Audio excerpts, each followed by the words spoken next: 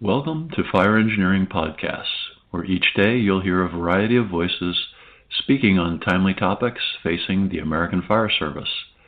Be sure to join us this year in Indianapolis at FDIC International 2020. The best way to keep up with fire engineering is via our free daily e-newsletter. Learn more at fireengineering.com/e-newsletter.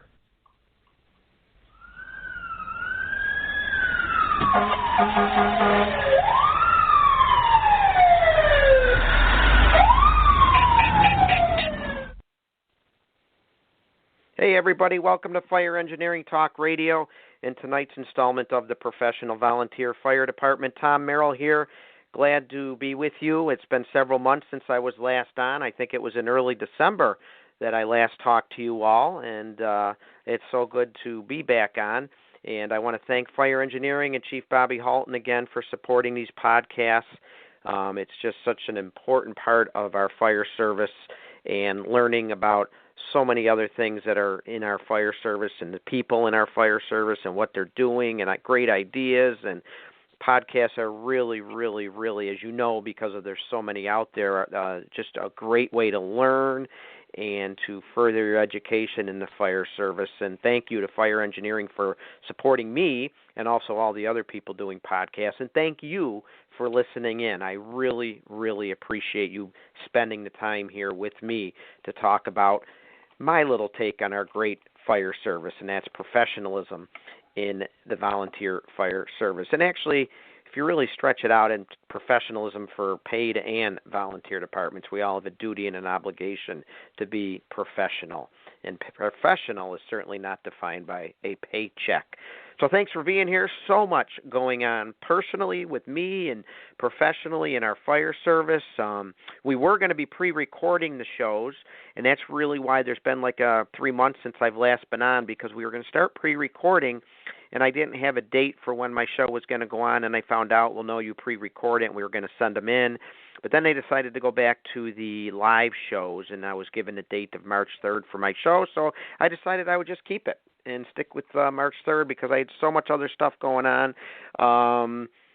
So I waited to do it for tonight. And it's not for a lack of topics. I have so many topics coming your way. Got a lot of great content for the year 2020. I've reached out to a lot of firefighters, a lot of you, and you've come back with some great ideas. And so we're going to get to most of those ideas. If not this year, definitely in the next year. I've got a whole list of guests and ideas, and we're going to get to it. But lots going on. Traveling, family stuff, work, my own fire department, a lot of firehouse news, a lot of fire service news, right? I mean, first and foremost, our thoughts and prayers are with all the firefighters and families and everybody affected in the Nashville area. Just a devastating tornado hitting that area last night. Matter of fact, I'm sure everyone's got some sort of connection in Nashville. I mean, we've all been down there for conferences and visiting because it's such a popular city to visit. One of our firefighters has a son in Nashville, or one of our former members has a son down there, and I just reached out to him, and his son was right in the Germantown area, which got hit pretty hard, but luckily he is okay and his building is okay. But certainly our thoughts are with everybody in the Nashville area today as they struggle to recover from that devastating tornado last night. And lots going on in our world, obviously, thinking about the coronavirus, a lot of information on that, a lot of bad information and a lot of good information. And if you want to get some good information, a good place to start, the National Volunteer Fire Council, you hear me talk about them all the time. Go to their website, nvfc.org, nationalvolunteerfirecouncil.org. Great organization to belong to, costs next to nothing.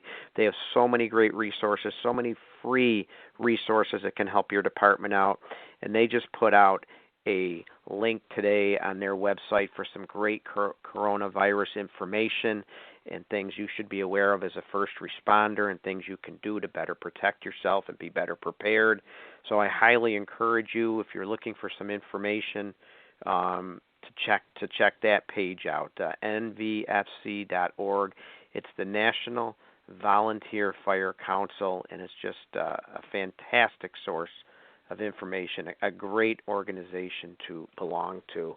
Hey, I also want to make you aware that the grant period is just about up for the Assistance to Firefighter grants. I think they're due March 13th, which is just about a week away. So there's still time to apply, and this is funding for gear and equipment and training. It's the Assistance to Firefighters grant, and the applications are due by, yes, I have it here in front of me, 5 o'clock next March 13th. A lot of information out there. Again, the National Volunteer Fire Council has some information on their main page that can send you to different links for help and information you might need on that. So check that out if you're at all interested in trying to get a grant, because a lot of companies have certainly benefited from those grants over the years. And again, speaking to the National Volunteer Fire Council, you might want to consider attending their training summit, which is in June this year, June 26th and 27th, down in Orlando. Great time of year to be heading down to Orlando at the Embassy Suites. I tell you, I've been to a couple of these summits. I presented at them. I'll be presenting again this June, and it's a great networking opportunity with great firefighters from all over the country. It's a smaller venue, and you just get to know everyone that's attending. They put a nice networking event together the first night there. The classes are certainly fantastic, so I highly encourage you to check that one out. And it's the National Volunteer Fire Council Training Summit. It's June 26th and 27th down in Orlando, and you can find a lot of information on that again on the National Volunteer Fire Council's Facebook website, nvfc.org. And they also offer some scholarship opportunities for people, and I think there's still time to try and put in for a scholarship, which would pay your way if you're interested in heading down there. I was been doing a lot networking myself. I was honored to be on the Brotherhood Academy radio podcast a couple of weeks ago, and if you haven't listened into that podcast, again, I know there's a lot of podcasts out there. This is a good one. Encourage you to check it out. It's by the brothers Nick Hilton, Paul Ballantyne, Nick Hamill. They really do a good job on their podcast. They also celebrate the great brotherhood and sisterhood of our fire service. So give their show a listen. We had a great time. Talked about a lot of things volunteer related. Had a great talk about fire service history too, and we decided we might need to do another show because we didn't get into any much detail on things we really wanted to get into when it came to history. So I think they're going to be having me back on, and each of their shows, every one of their shows, is some really, really good content. So another good podcast to check out, and that's Brotherhood Academy Radio Podcast. I've been on the road this year already several times. Took my officer development class to the great state of Nebraska at the absolutely fantastic Les Lukert Training Conference, which was back at the end of January and early February. And if you're from the Midwest and you get a chance to attend that conference, I highly encourage you to check that out.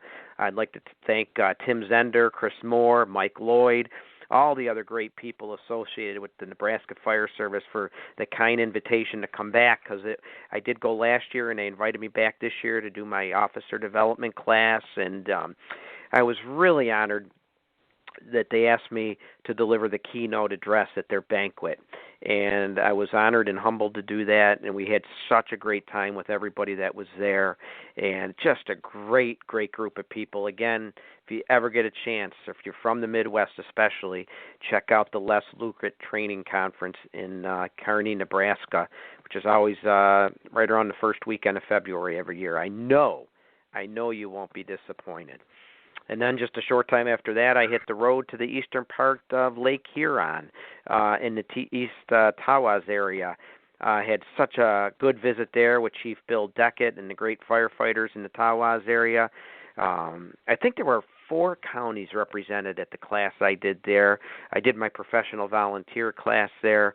And there are about 4 counties represented, a good group of really engaged firefighters.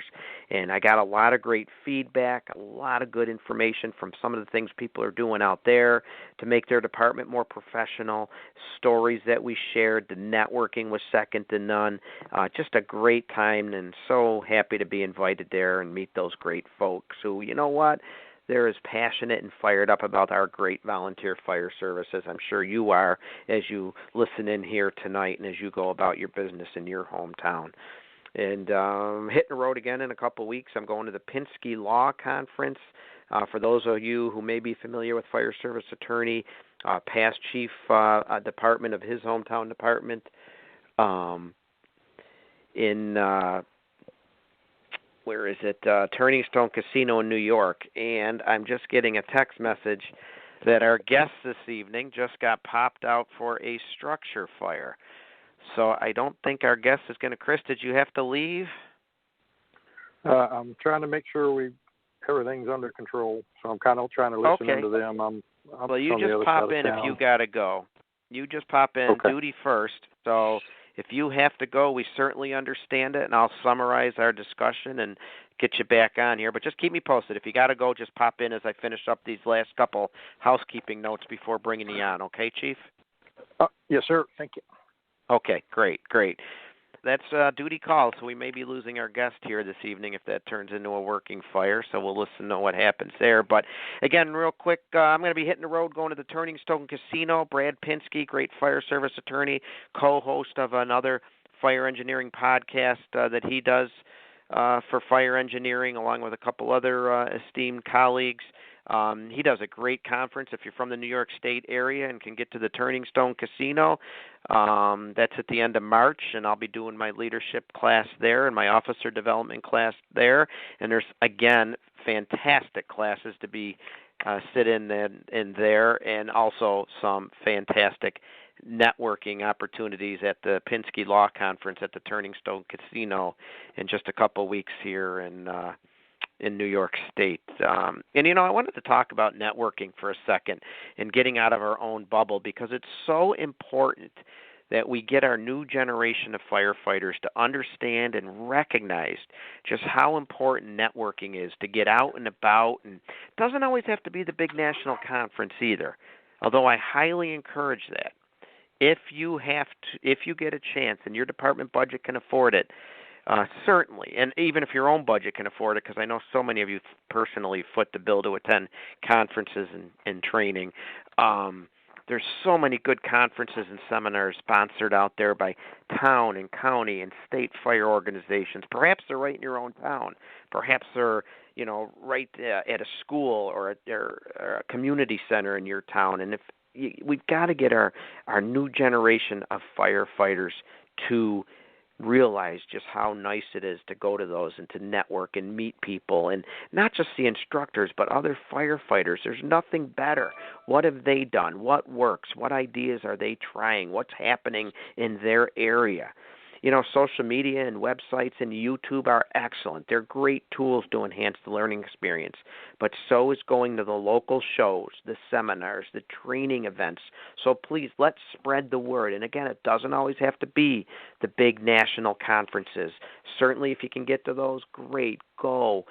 But if your local community is having a seminar, a training event, go and listen and learn and network. You will never be disappointed, and I guarantee you will take so much more back to your fire department. You will be a better firefighter by doing that. And, of course, the granddaddy of all conferences is coming up at FDIC in Indianapolis. Only a month or so away, April 20th to the 25th. You still have time to pick your classes. All that's going on now, and you have time to get a room. And, again, this is the granddaddy. If you've ever been there, you know it. If you've never been there, you'll never want to miss it again. So FDIC, April 20th to the 25th in Indianapolis.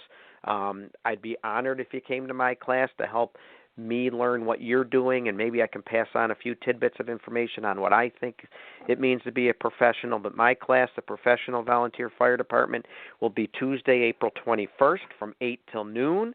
And it would be great if you could attend. Every year I revise it. I have new information, some from my own personal experience, some from following what's going on in the fire service, and some information new that has been provided to me by my listeners or other attendees to my class. They email me and share things they've witnessed or done in their areas or idea they have about professional development.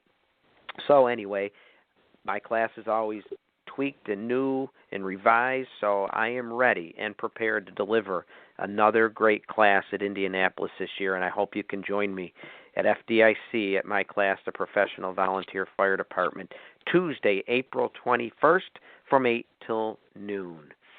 And as I mentioned earlier, as you know, I've reached out to you, my listening audience, to ask what you want to talk about. Item of interest and concern to you regarding our great volunteer fire service. And many of you have responded and sent me messages, emails and texts and Facebook messages. However, gives me lots of ideas and topics to think about and guests to have on. And I appreciate all that feedback, and I've been putting it all together, lining people up, doing the research on topics you've given me to talk about so I can bring you this content and we can all benefit from it. And, of course, that offer still stands. So if you feel you have some ideas and stories and things you want me to cover, please, I'll do my best to accommodate you. Reach out to me at tamerrill63@AOL.com. Please give my Facebook page, the Professional Volunteer Fire Department, a like. You can send me a message through that. And who knows, your very idea may be a featured topic on a future show. And I would love to hear from you. Please, T.A. Merrill, that's MERRILL, the number 63@AOL.com, or through the Facebook page, the Professional Volunteer Fire Department. And if anybody would like to call in and talk to our guest tonight or talk to me, as always, you're certainly welcome to do that. The number is 760-454-8852. And how we arrived at tonight's topic is exactly happened by what I just talked about. A great topic for all of us in the volunteer fire service to think about and to talk about tonight. And I often say in my presentations that professional can apply no matter the size of your department, no matter how many members you have, no matter the number of runs or the age of your equipment or the size of your territory. Professional means professional. And being a professional firefighter in a professional organization is certainly not defined by a paycheck. It is defined by being prepared to deliver a service. It's understanding what your capabilities are. It's about being honest and not ashamed of where you stand. And it's about working to make yourself and your department the best they possibly can be. So that's my theme for tonight. Be the best you can be. Now, it's similar to the U.S. Army theme from the 70s, for anybody that was around back then, be all you can be. So I changed it a little bit. Be the best you can be, because that applies to you as an individual firefighter, and it applies to each department too. Be all you can be. Be the best you possibly can. And tonight, I have a chief on board who brought this idea to me, and we're going to talk about what we can do in our firehouses to deliver the best service possible. And instead of trying to be the FDNY, no disrespect to them, of course, but let's face it, nobody really has more people power or equipment or resources than they do, or Chicago or L.A. Yes, we can certainly respect and admire them, but let's instead of trying to mimic them, work within the confines of what we have, our people, our resources, our equipment, and do the best we can, and be the best we possibly can be. And to help talk about that tonight is the one who brought me this idea for the show. I'd like to welcome Chief Chris Thompson on from District 1 Fire and Rescue, a combination department located in the great state of Texas. We almost lost him to a structure fire, but I believe we have him on here with us right now. Chief, are you with us? Still here, yes, sir. Luckily, we got canceled. Good to hear. The call was canceled. We had food on the stove? Food on the stove, yes, sir. Food on the stove. It's sounds that like time of day. Go ahead, Chief. It's about dinner time here. Yeah, it's about dinner time here. But, yeah, yes, it great is. introduction. I'm glad to be here. Thank you for having me on. Well, we are so glad to have you, and I want to thank you for bringing me this idea. When you contacted me, I wrote it down right away and said this is a good topic, and I'm glad we were able to make it work out where we could have you on tonight. So why don't you start off? Give us a little background. Who's Chief Chris Thompson? Where do you come from, and how'd you get in our great fire service, Chief? Man, I actually was volunteering at an EMS station to get out of college dorm room. It was nice and quiet there, so I could go study, and just fell in love with EMS and ended up going into the fire service. Spent many years in Corpus Christi Fire Department, and then left there and moved back to San Antonio, closer to home, and now I'm with District 1 Fire, and which is a combination department, and I've kind of slowly moved up, and now the fire chief there. And that's pretty much who I am. The topic, as we kind of talked about and as we propose, is some of the problems that I see down here is fire departments trying to be somebody they're not. And we have a lot of smaller fire departments around us. We being a combination department, we're two paid staff pretty much 24/7. The rest of the time, the rest of the people coming to our fires are all volunteers, and we work with other volunteers that are departments neighboring us that don't have the money to pay for paid staff. And I see them trying, unfortunately, to emulate us or emulate another department in the area. And they don't, kind of like you said, they don't work within the confines of who they are. And I keep trying to tell them, don't be embarrassed or ashamed of who you are. If you're a 5-man department that can only do exterior operations, then be the best exterior fire department you can be. Training time is super precious. Volunteer time is super precious. Don't waste it training and trying to be somebody you're not. Absolutely. How many years you got in the fire service now, Chief? When did you start? 96 or 94. Okay. 94 I started in EMS, and then 96 I started in fire. Oh, and you were you were a paid career firefighter in a career department. Corpus was all career, correct? Correct. All career, 17 stations, one of the busiest ambulances in Texas, fairly busy fire department. I keep telling the volunteers here, my guys, I said, you guys get a ton more experience than you really realize. In the volunteer service, you can make every structure fire, and you're in a paid service, you're making calls every third day, so you're missing half of the calls. I was really impressed when I came to the volunteer side and started working with these volunteers, how experienced they really can be and how really great they can be. And just great people to work with. So I've been really blessed to have that. Yeah, and you've heard the old expression, the fire doesn't care if it's a volunteer firefighter or a paid firefighter. It can kill you dead just the same, no matter what, and cause the same amount of damage. And it's a threat, no matter what, no matter who's attending that fire or responding to that fire emergency. The threat and the seriousness is the same, no matter paid or volunteer. And there's 30,000, or pretty darn close to 30,000 fire departments across the great country, and darn near 20,000 of them are all volunteer, and a lot of others are combination. So we've got majority of departments being volunteer or combination. And they certainly come in all sizes, like you said, all different makeups, some with great membership, some with very low membership. That's certainly been well documented. Some have great finances. Some, they have to purchase fire engines and needed equipment by running barbecues and bingo. And the first thing that I think we both agree on, and what we want to get out to the listening audience tonight, is don't be ashamed. Don't be ashamed of where you're at. If you are one of the lower departments with manpower, or maybe you're not that well financed, or maybe you have a very small population, so the tax base isn't robust to give you a lot of the equipment you need. Don't be ashamed. Just accept it, and then work within your confines. And that's really the first message we want to get out, isn't it, Chief? Yes, sir. That's absolutely correct. Just embrace it. Don't be ashamed of it.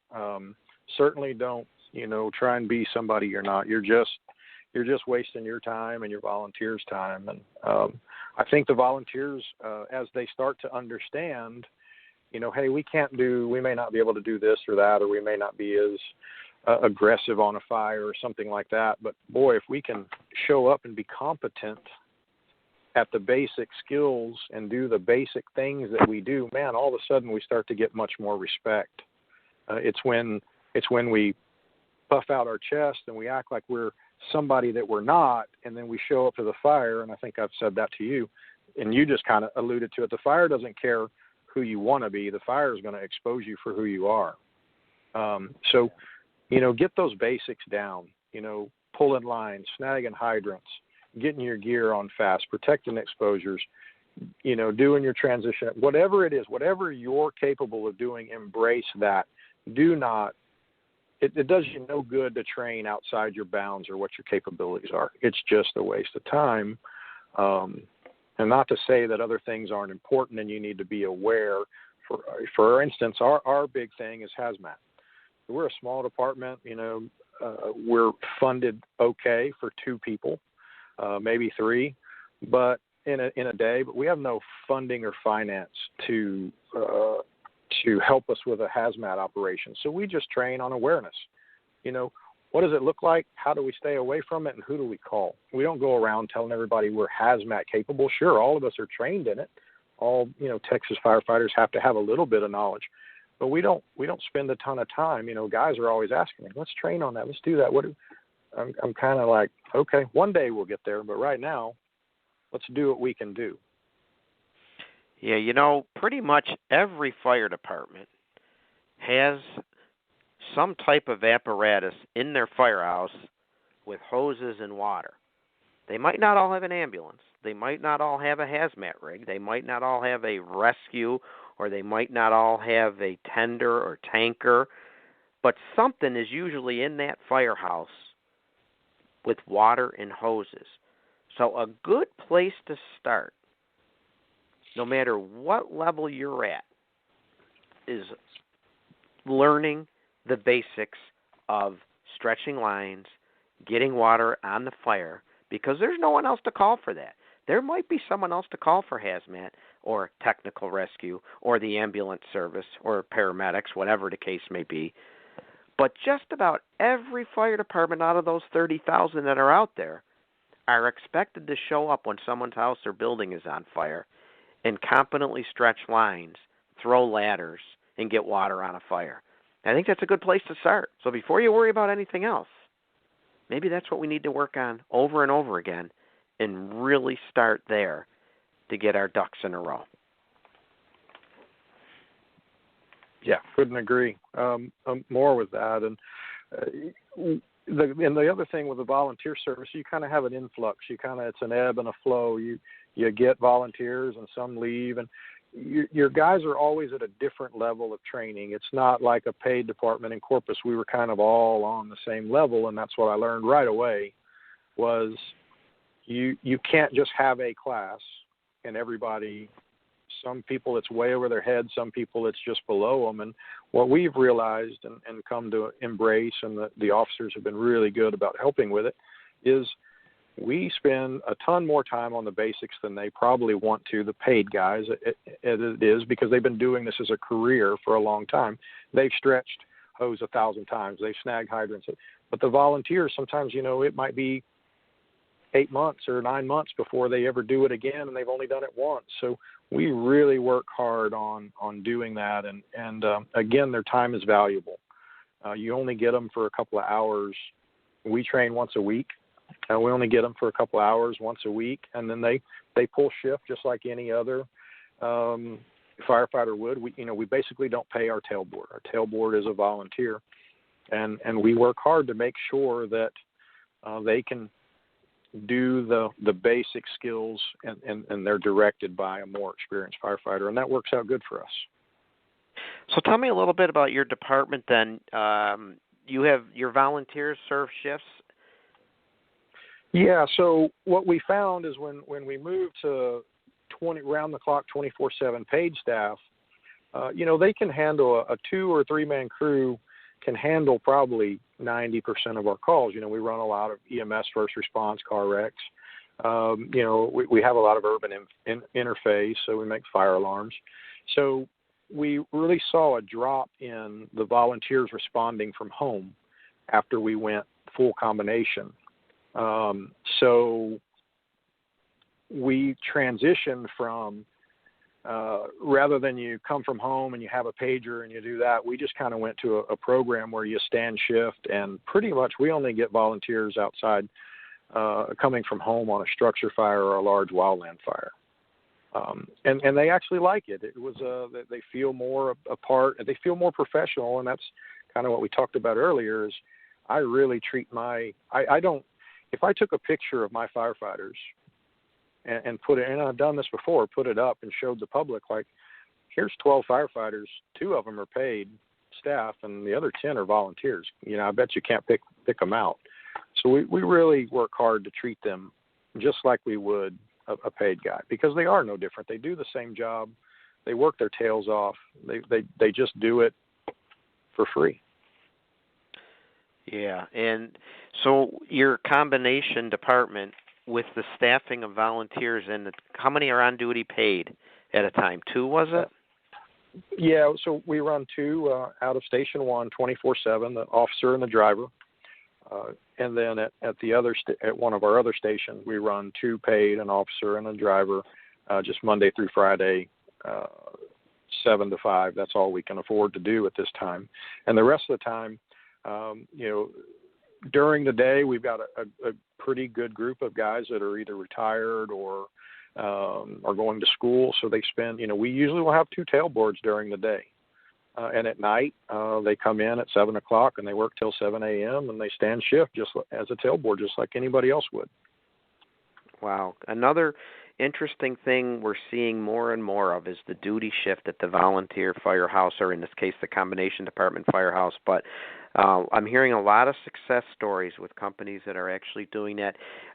Seeing a little bit more of it up here in the Northeast, but still primarily up here in my area anyway, it's responding from home. And it's working for us, but just another idea to consider, especially for people that maybe can only offer a certain time period during the week. And you might still be able to recruit a member like that can give you a Wednesday night or a Thursday night or a Saturday during the day, but maybe their wife or husband is working a lot, or they're a single parent and they have children to watch the other days, or whatever the case may be. My point is, don't be so closed-minded not to consider new ideas in 2020 to make your firehouse continue to be successful into the future. Yeah, just to kind of touch base on that, we really, now that we've gone to shift work, we've actually started to increase, recruitment and retention is always big. We find that we're retaining people a little longer than normal, than we have in the past. The lifespan is extended to maybe 3+ years. Some are up to 7 or 8. We were just handing out some awards. But as we move to more shift work, it's not saying they can't respond from home, but we're actually lessening the requirements, because we only require 3 nights a month. Some do a lot more, and some just give us those 3 nights, and that's all they do, or 3 12-hour shifts, be it day or be it night. But they feel like they're a professional firefighter. They feel a part of the team, and we're getting a lot of people that are coming that don't live in the area, but because they can pull shift, and some of these guys have certifications already. Some of them are just, I can't make enough money in the fire service, but I love it and I'd like to be here type of attitude. And it's really, we are seeing an uptick in volunteerism because of the shift work. Wow.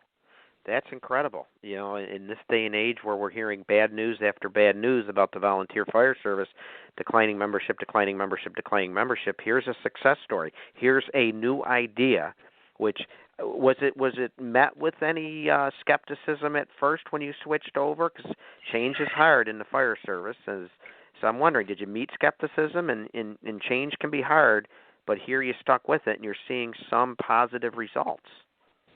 Yeah, no, they definitely, when we, when we went to paid staffing, obviously the volunteers were fearful of their jobs, and I think I did a fairly good job of explaining to them how important they were. And so it quickly subsided, and it took us, let's say, a year maybe to transition from, the volunteers coming from home. And we lost a few members because of it, because they just didn't feel like they were as needed. But I think we bolstered some of our better volunteers who now all of a sudden wanted more training, and because they felt more professional, and they felt like they owed it to themselves in the fire department, and they owed it to the people that they respond and help every day, that they wanted to be more professional. So really, it's been a good thing. I couldn't be more pleased with it. We just, we still get them from home. Some that luckily live close. We have a structure fire. We'll get 7 or 8 that'll come from home, and they'll come to the station and pick up an apparatus and roll a squad or a rescue or something like that. But they like to be on duty because they want to. Everybody wants to be first in. So. And the on-duty people handle the routine call, and then if it's a more major emergency, then of course you would rely on the rest of the volunteers coming from home, right? That's correct. Yes, sir. So, very interesting. Go ahead, Chief.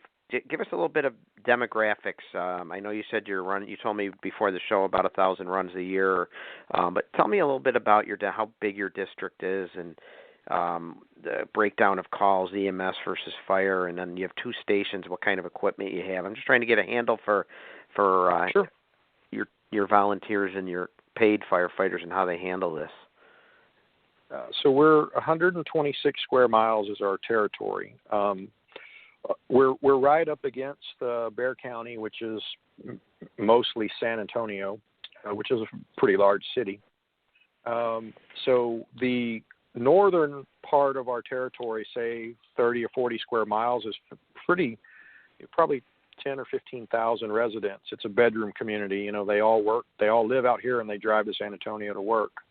A mixture of manufactured homes to 6,000 square foot homes, quite a few subdivisions. And then we have a small city, which is about 2 square miles. It's growing, it's up and coming, and finally got our own hotel, 3 stories, first 3-story building. And then we have, a good 100 square miles of a lot of rural and a lot of big tracts of land with homes scattered out, and we have a lot of agriculture, a lot of hay and stuff like that, where we have a lot of wildland fires. In the more rural part, or in the more I should say urban or suburban part, we're running about 35 structure fires a year, which is quite a few for our area. We run about 1,000 calls total. About 700 is EMS. We're starting to run full ALS engine companies. We have just purchased our first brand new engine in quite some time. It's a 20. We just received it. It's a 20. I think a 2019 Pierce Puck, and we downsized a couple of apparatus and made them into one. So now we have because we're limited on manpower, we had a rescue before with an engine company, and we kind of combined those 2 trucks, and now it's got everything on it at once. And then we have a couple of outlying stations that are not manned. They're what I call ISO stations. They're just there for the ISO points. And then we run a 1996 Pierce Quantum that we bought used as our other frontline engine, and we're hoping it stays together for a while. So that's our demographic. And who funds your department? Is there a tax base? Yeah, good question. So in Texas, we have emergency service districts, which are political subdivisions. They're voted in by the taxpayer, and we can levy up to 10 cents per $100 valuation.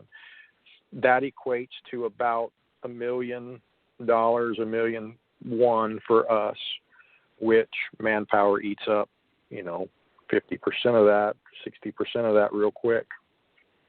And then, obviously running the department, fuel and insurances. Once you become a political entity, you don't get away with everything you do when you're a complete volunteer service. There's lots of compliance now with the state and the commission, and so yeah. But that's how we're funded, and yeah. So and ESDs are becoming quite popular, and some are really, really big, and some are, they still are scratching because they don't have the tax base. So we've talked about it on my show before, and my listeners probably know that I've talked about this before, that it boggles the mind at this day and age. We're still in so many areas relying on chicken barbecues and bingo and donations to purchase this really necessary equipment needed to do a job. And Billy Goldfeather says it so well. When the DPW needs a new plow truck, they don't have a barbecue for it, or if the police need a new patrol car, they don't do bingo for it. But why are we doing that in our fire service? So I think there needs to be a tax base. So it's good to hear that your area has that, and I wish more areas did. That's all I know. That's how our areas run, and I wish more areas were, and hopefully someday we'll get there. Yeah, our neighbors, I've got multiple neighbors, VFDs, and, they're living on $60,000-$70,000, and heck, some of those don't hardly even have the opportunity to do the bake sales. They're so understaffed, they can't even run their own barbecue. So, and that's where this whole thing kind of came from is, embrace who you are, because they look at us and, or they look at another department, like I said, and they want to do better, and they want to be bigger than they are, but they end up, rather than just embracing who they are, they end up stumbling because they don't, if you're a 4-man volunteer fire department, but you do training like you're going to show up with 15 guys, you're going to have a problem because you're not going to have those 15 when you show up. And I try and explain that to them over and over again. Guys, it's okay. I don't look down on you. And these other chiefs in bigger departments that are outside of me, they don't look down at me because I'm going to send them some competent people. You have competent people. Y'all are just I think they're kind of going about it the wrong way. Be competent at what you can do. Spend those precious training hours on what you can do. And then when you call them, you can be more confident in their ability to help you out because they've been training to the level they can be expected to perform at or will be expected to perform at. If you have a competent if you have a complement of 4 or 5 firefighters in a neighboring company, okay, if you call for mutual aid, at least they're going to get maybe they practice on driving the rig, being proficient at getting it in pump or delivering water, whatever case the rig is that they have. And if they've got a couple of structural firefighters, they've at least practiced stretching lines and flowing water. So maybe that's the level they're at, but they're as good as anybody else doing it. So that's what they've worked on their drill and training night. So important to do that.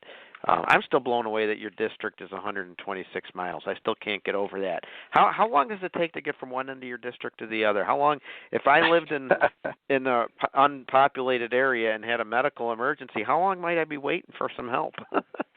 Yeah, we're spaced. We've done a good job of spacing it out. So the maximum response time is going to be about 12 minutes. But in our more populated areas, 126 square miles, we've got 4 stoplights. So, most of it is high-speed roadway. They're good paved roads, and they're 55, to 75 miles an hour. It's just, we're on the outskirts, so we don't have a lot of stop signs, and we don't have a lot of traffic lights. Yeah. Okay, that's not bad, 12 minutes. Wow, I thought it would be a little bit more than that, so I'm actually impressed. Very, very impressive. Hey, just as a reminder, folks, you're listening to Fire Engineering Talk Radio. This is Tom Merrill hosting the Professional Volunteer Fire Department, and if you would like to call in and talk to me or Chief Thompson about your department or what we're talking about here tonight, doing the best with what you have and being the best you can be, feel free at 760-454-8852. We'd love to hear from you. And Chief, I want to go back to this combination department because this is an area that I do get a lot of questions from our listeners on, and I might have talked a little bit about it on some previous shows, but it would be good to talk about it again tonight. Because there are a lot of areas transitioning to combination departments just because, as you found out, it was necessary to do. But I've heard some real horror stories about relationships between the paid firefighters and the volunteer firefighters in working together. And I can already tell you're the type of chief that has built a team based on how you treat people. And I'd say when there's problems in a combination department, it probably starts with leadership. Would you agree? Oh, absolutely. I would certainly agree with that. When I interview officers at the beginning, I specifically looked for people that had, at one point in their career, a background with volunteers. Either they were a volunteer at some point, or they worked for another combination department, because I knew starting it off right was the key, and it worked for us. And two, I made it very clear from the get-go. Just because you get paid does not mean you're any better than any of these other folks that are here, and you need to work with them. And that was drilled home in the interviews. We're going to work together. Volunteers are going to be here as long as I'm here. And they allow you, basically these volunteers are allowing you to get your paycheck. I only have so much money, and if I've got to pay, if you run the volunteers off, then your paycheck's going to go down because I'm going to have to hire other people. And the officers embraced it, and I think they've done a really good job. And now, and like I said, you can't tell the difference hardly. You really can't. Now, that's a compliment right there. I'd say that's the biggest compliment of anything is, you can't tell the difference. And kudos to you out there. And I guess it's about laying out the expectations as well. I mean, you have two on duty, or was it at each station, and you get a structure fire. You need a lot more than 2 or 4 people, so you really need motivated volunteers to show up and help you out. They are a big part of your operation, and if you don't motivate them or properly have them encouraged to show up and come around, you're going to turn around and no one else is going to be there. Right. The volunteers, they get all the same gear. We don't, we work really hard not to differentiate in any way whatsoever. They get the same. When their gear needs to be replaced, they get the same gear the paid guys do. They wear the same helmet, same gloves. Whatever it is, we try really, really hard not to discriminate one way or the other. And I think the volunteers appreciate that. And we offer them training just like the paid guys. And we've sent, I think in the last 2 years, we've sent 6 volunteers into the field, made it a career. They came to us as an uncertified person and worked and got their, we kind of run our own academy, and they were able to get certification, and they've gone on, some of them to really big departments. So we're really proud of that too, but that's a testament to the volunteers and their dedication and just how good they really can be. And that's what, sometimes I feel like a life coach. I was saying that today too. I'm here to help them in anything they want to do. If they're young and they just want to dabble in fire, that's fine. We want to see them succeed in anything they want to do, and we help them with that. It's funny. You just reminded me of something that I was talking down at my firehouse the other day about. And sometimes it's hard for us to understand this because we might be so into the fire service, but there are people out there that just love being a volunteer firefighter, but they love their paid career job more. In other words, they're perfectly content as can be being a school teacher or a mechanic or whatever their paid career job is, whatever's putting food on their table. They're perfectly content and happy doing that. Now, they love being a volunteer firefighter as well, but that's not their primary purpose in life. They still will show up and help and train to be as best as they can as a volunteer firefighter. But sometimes I've seen we're people in the volunteer fire service that are so into it and live and breathe in the fire service and are down there every chance they can get. They're hanging out at the firehouse. It's hard for them to understand that. And I was saying that you've got to understand not everybody wants to be a paid firefighter. They love their paid job. They love being a firefighter, yes, but they're content doing it a couple days a week or going to a few calls a week. As long as they're training and coming around and participating to whatever your minimum standards are, you set the minimum standards, and if they're meeting those standards, you really can't be mad at them. No, and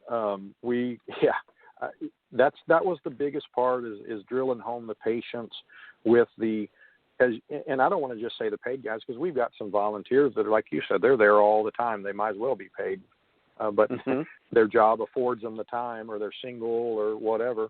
But yeah, just have the patience with the ones that don't want to be up here, 96 hours a week. They only want to do their 12, or that's all they can do, and that's okay. They come to the live burns. They come to the trainings. They work hard just like everybody else does to do the job when they're on duty. We don't expect the guys on their days off to come in. So give them that space and that time, and just enjoy them while they're here. And luckily, we don't have a ton of drama. We weeded out quite a bit of drama early on, and now, everybody gets along really well, and it's very professional. I got to ask you, how did you weed the drama out? Boy, that was it was tough. And what kind was it? Without giving names or we have to protect the innocent. But this is a common theme in the volunteer firehouse, right? The drama. You fight more fires in the firehouse than you do on the fire ground, is the old saying. I got to ask you how you get rid of drama. What did you do? Yeah, we built a department from the ground. We kind of started from the ground up, and I really let the volunteers themselves kind of figure it out, that because the drama was always, I've got all these certifications and I'm so good. But as we started to get more professional, they started to see that the drama type people were all talk and no action. And they in turn started weeding them out, going, all you do is kind of run your mouth when you're around here. But when we get to a fire scene, you don't really do much. So we don't have a lot of time for you. So I think, as crazy as it might sound, getting back to the basics and getting good instructors in there that instructed and taught the younger guys and girls, and you didn't have these the paper hangers, the certification, the people that just rely on their certifications. There was a kind of a put up, shut up type of deal. Some hung out for a while, and it was a process. It really was, and it was probably the most heartburn I've had in any career, any job. But we did it. We were able to get it out, and now they don't stand for it. When we have new volunteers, I have an interview panel. I get 3 or 4 officers and together, or 3 or 4 of my volunteers and a couple of officers, and they sit down and they interview. And if it's not the right fit, we turn away people. I know that's unheard of in a volunteer service, but our staff spends a lot of time training new people, and I don't want to waste their time, and I don't want drama, and we don't want that stuff creeping in, if that makes sense. Oh, it does. And one of the well-known problems with the volunteer fire service, and no disrespect to anybody, it's just the way things are. We are so desperate for members, it's hard to turn them away. And it's impressive that the interview process in your department may turn people away, because there's so many people that you're breathing and come and put on a coat or something, we'll take you, and it's interesting.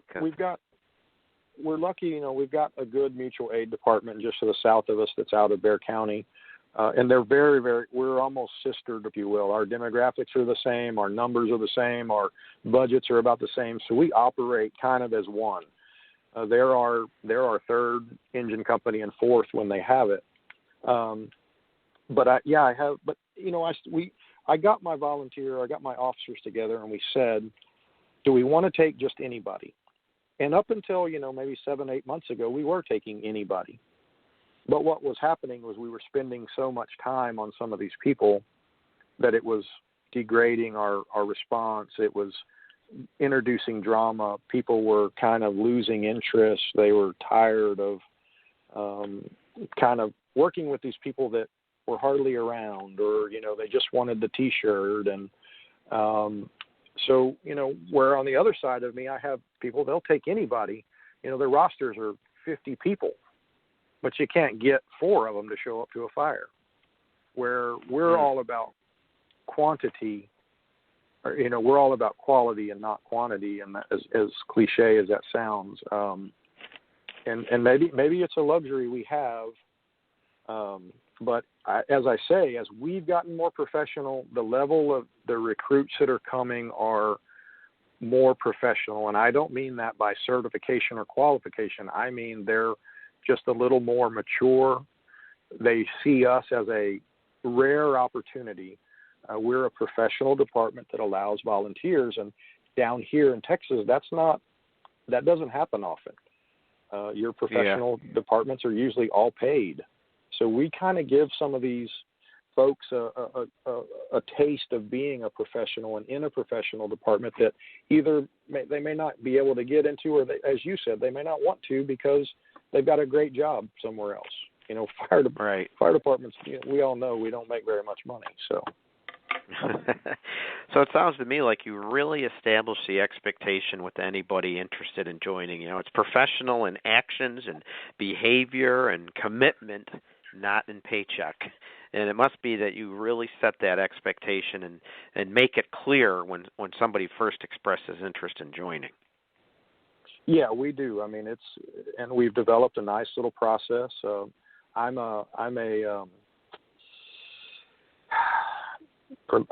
can't think of I don't like to reinvent the wheel every time. So we developed a nice process. So when I get someone asks about being a volunteer, we send them a little packet that outlines everything they're going to have to go through. And we tell them straight up, this is a time commitment. It's a professional commitment. We're not here as a social organization, although that's a big part of us. We're all brothers and sisters, and we all have a great time together. But we have an expectation of a certain level of professionalism and a certain time dedication. And about 50% of the people don't reply to that email. And then I'll see them pop up somewhere else, and then I see them fall away.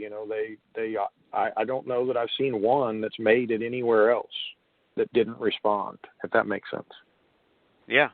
So how do you advertise for new members? Like, how do you make it what are you doing to bring members in? Are you taking advantage of every opportunity you can to say, hey, we need volunteers? Is there a social media program? What do you do to get people to come to you to say, hey, I might want to volunteer? So we really don't. We're not a big active recruiting department. We built a nice web page, which I'm going to give somebody a plug if we can, which is First Arriving. They've helped us a tremendous amount with our website, made it super easy for us. It's got some nice information on there, professional, and honestly, a lot of this has come from word of mouth. The word kind of gets around that, hey, I went there and I spent 2 years with them, and they helped me. They paid for my certifications, and I gave them 2 years of my first part of my career, and now look at me, I'm working for so-and-so in this department. And so we kind of are starting to get in that circle, and people are using us as a springboard. And of course, my board honestly had a little trouble with that at first. They're like, well, we're paying for these certifications, and they're leaving us. And I was like, yeah, but you're getting 2 years out of them, maybe 3. Some of them, hopefully, they get a paid job somewhere else and they stay with us. Or some of them are really, really good, and we actually end up hiring them. So there's always that lure of, kind of, they have the opportunity to prove themselves, come in there and show us what they got. And so, yes, I'm just blessed that we do have the people coming to us without us having to be super proactive.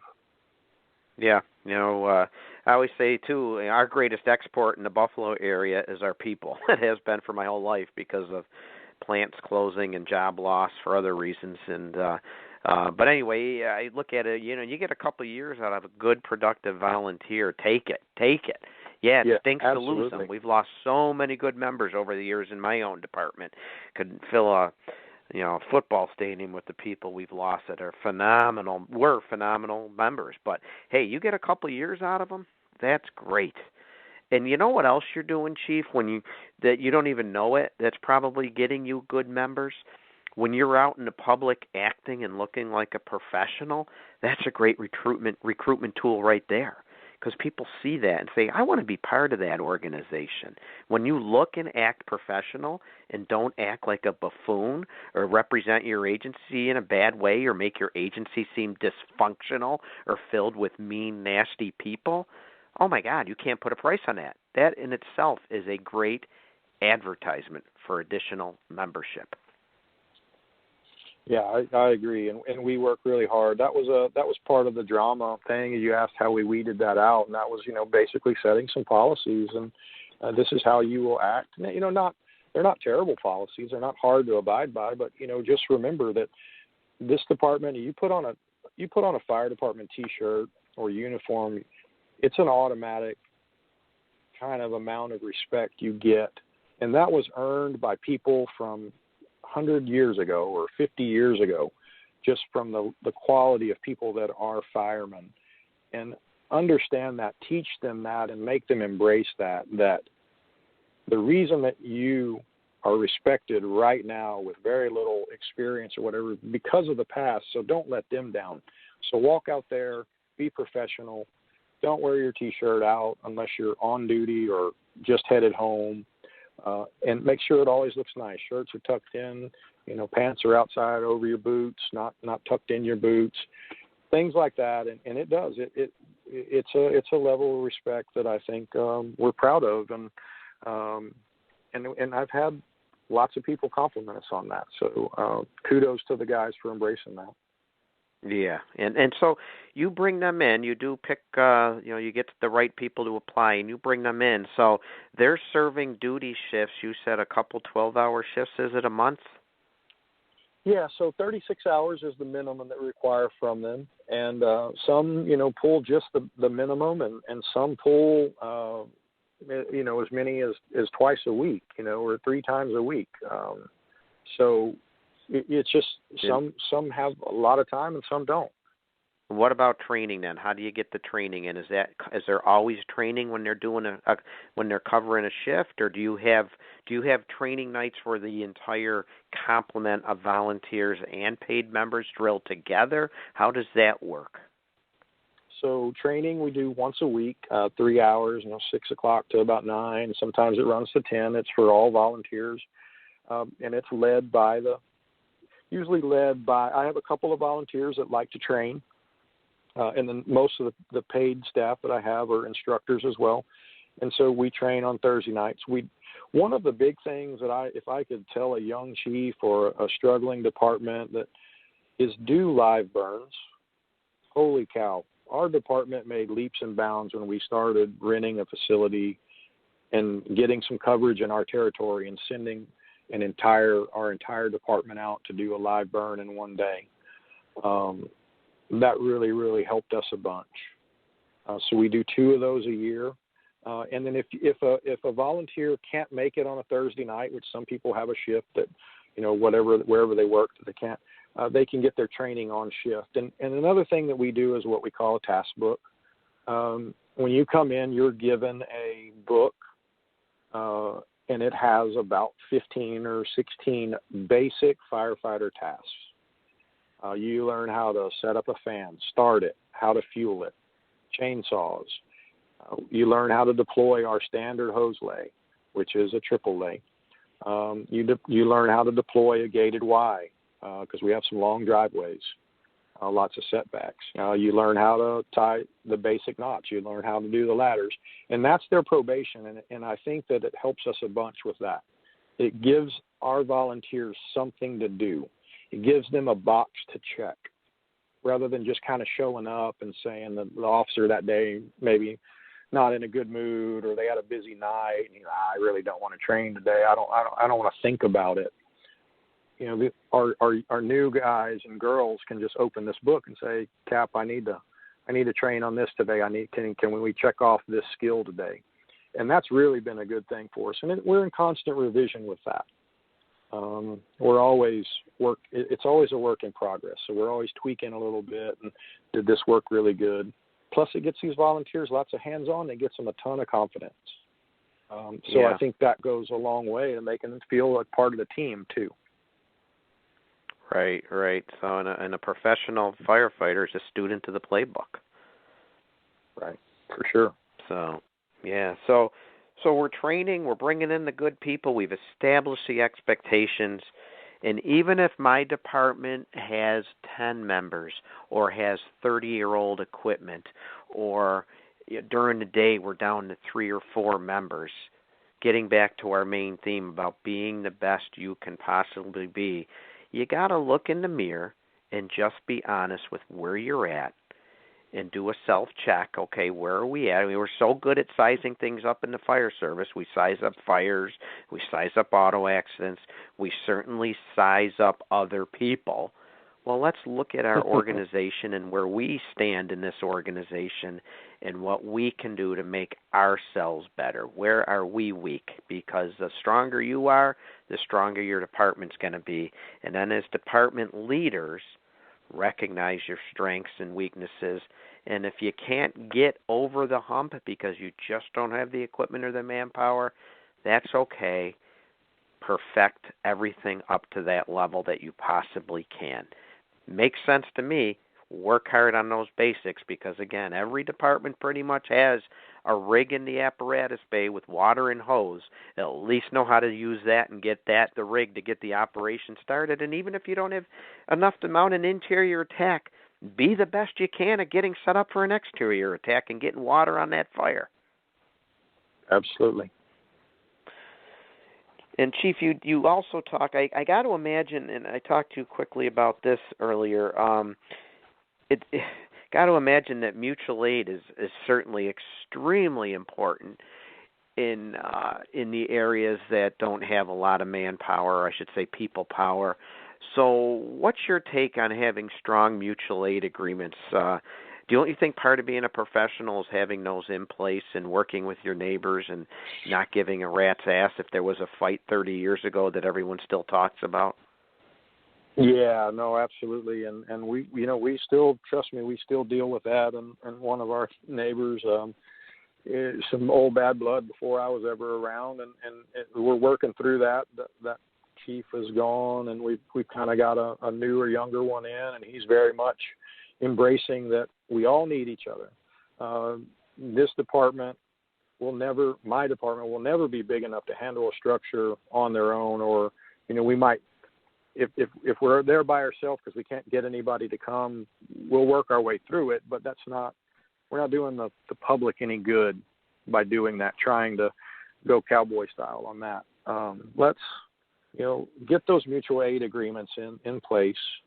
Work with your partners. Our live burns, we work closely with our neighboring departments, and get those in place and call early. Golly, that's kind of how this whole thing about the embracing who you are started with me. Was, I'm like, how come you don't call earlier when I talk to some of the smaller departments? How come you don't call sooner? Well, you don't call right away. Well, I'm rolling 2 engines and about 10 volunteers on any given day. I might have 14 or 15 people. So if it sounds like it's not much, we might not call early. But I promise you, if it sounds bad, we're calling early. Where on the other hand, I say, embrace who you are. The most you're going to get today is 4 people. Even if it's not too bad, you're probably going to need help. So get us coming, or get somebody else coming. Just do it. Don't take it as a sign of weakness that you're calling for help. I'll call the whole county if I need to, and not bat an eye. Yeah, get it coming ahead of time. You can always turn them back. There's no shame in that.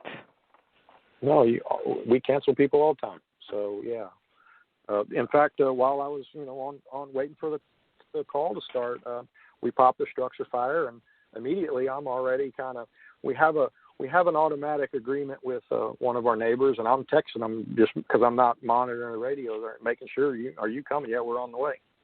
That's just the way we do it. It's not a weakness. We're who we are. We're a two engine company fire department, and we need 3 or 4 to fight a good structure fire. So that's what we're going to get there. We're going to get it right away. Yeah, it's being proactive, and being proactive is a professional thing to do, no doubt about it. And I know we're getting down to the end here, Chief. I'm just going to throw the number out one last time in case anyone wanted to call in with just any last-minute question or tidbit of information they want to share. If anyone listening in wants to call, it's 760-454-8852. We'd love to hear from you. And Chief, we talked a lot about a lot of things tonight, but we also talked about officers and the important role that they play in the operation. And like to get your take on what our officers can do to, and even our senior members as well, because senior members in a lot of organizations are almost equal in rank to some officers because of their experience. A lot of past chiefs, long-time firefighters out there, but they as well contribute to this culture, don't they? A culture of excellence, and they need to recognize the impact they have by what they're doing, their words, their actions, their behavior, their tolerance, their respect. All of that in any organization goes so far. But to me, in a volunteer or combination setting, it is even more important because, again, what we say earlier, if it's not done right, you leaders will turn around and there's no one there. And if that's happening, you look in the mirror first and foremost. Every book will tell you that. Every podcast will tell you that. What do we need to get? What message do we need to deliver to our officers and leaders and senior firefighters out there? Yeah, the senior man can't be understated. He's such a value to the department, and we've got a couple of those guys. Been volunteers for many, many years, and we love them, and we appreciate all they do for us. And the officers, they're a huge part. And I work with the officers all the time and coaching them and helping them coach the younger guys. And our kind of mentality is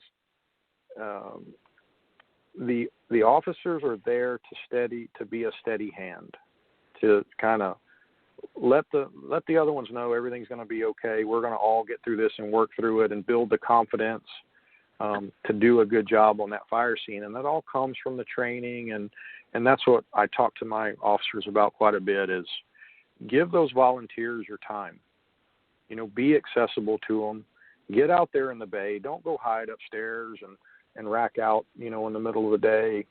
Get down there. Be part of their life. Be part of their growing up. One of these days, they're gonna really, you're gonna be proud of yourself for who you have made, those younger guys.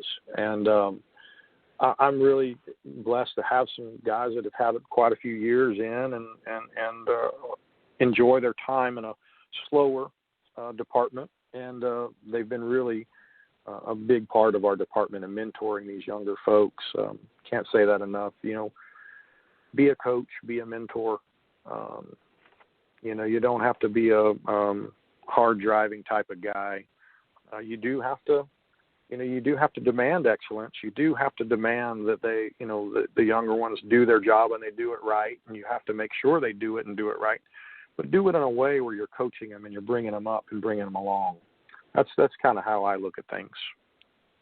Yeah, good advice, good words of wisdom there, and recognize just what an impact you do make on the organization, and I know in one of the emails you sent me too, you talked about being honest and sizing yourself up and understanding your weakness, and you were procrastinating bringing this idea to me, and I really think there's nothing to be ashamed about with this idea. This was a good idea to talk about being the best you can be and just recognizing where you're at. And if you can only get to point B, that's okay. Be the best point B there is. Does that make sense? That's what we're talking about here tonight. Yeah, absolutely. And sometimes The one thing that gets in the way when we do that is the E word, the ego. You know, you might have a really robust budget, or you might be blessed with great membership, and you think that automatically either of those is going to translate to great performance, and that's not the case. Sometimes you need to really be honest with where you're at and what you need to do, not to say you can't always get better.